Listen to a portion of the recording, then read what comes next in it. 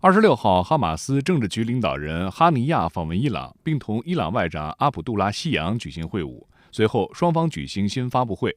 哈尼亚表示，巴勒斯坦人民正在顽强抵抗以色列，尽管付出了巨大代价，但却阻止了以色列实现其军事目标。他强调，联合国安理会的停火决议显示出以色列正在失去国际社会的支持，并受到前所未有的孤立。القرار الذي صدر عن مجلس الأمن رغم أن هذا القرار جاء متأخرا وربما هناك بعض الفراغات التي تحتاج إلى أن تمتلئ إلا أن القرار بحد ذاته يؤشر على أن الاحتلال الإسرائيلي يعيش في عزلة سياسية غير مسبوقة منذ أن احتلت فلسطين وأن الولايات المتحدة الأمريكية غير قادرة على أن تفرض إرادتها على الأسرة الدولية。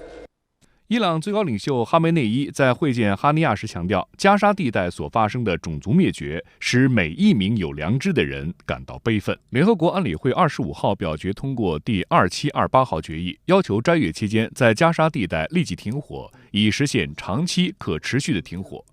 然而，美国却提出这一决议不具有约束力，对此多国表达不满。俄罗斯常驻联合国代表涅边贾称，美国的说法是可笑的，否则安理会的讨论及表决都没有任何意义。阿尔及利亚常驻联合国代表阿马尔本贾马更指出，美国的这一说法极为危险。The resolution 2728 that we have adopted yesterday must be fully implemented. The UN Charter is clear. Security Council resolution are binding.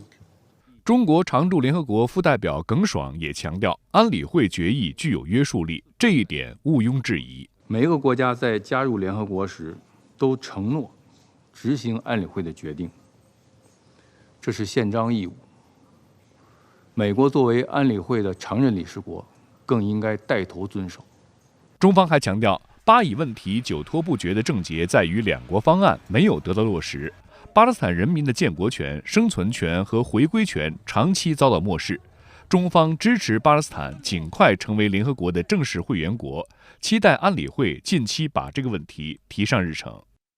3月26号，美国国务院发言人米勒被问及为何美方在安理会决议约束力问题上表态矛盾，且与多数国家看法不同，米勒闪烁其词。在记者反复追问下，米勒称安理会决议很重要，应获尊重并被执行。So I don't get how the U.S. is now saying that it would be non-binding and basically giving the message that another country wouldn't necessarily need to comply with it.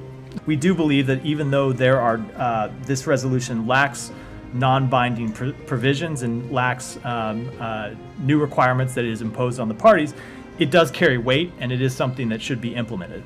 I mean, that's a little bit contradictory. If it's non-binding, like you said, because it lacks provisions, why would anybody comply with it? I'm saying if they are not binding, then why bother and veto it? Because so they carry weight and should be implemented, and so we want to see resolutions that pass ultimately reflect the policy positions of the United States.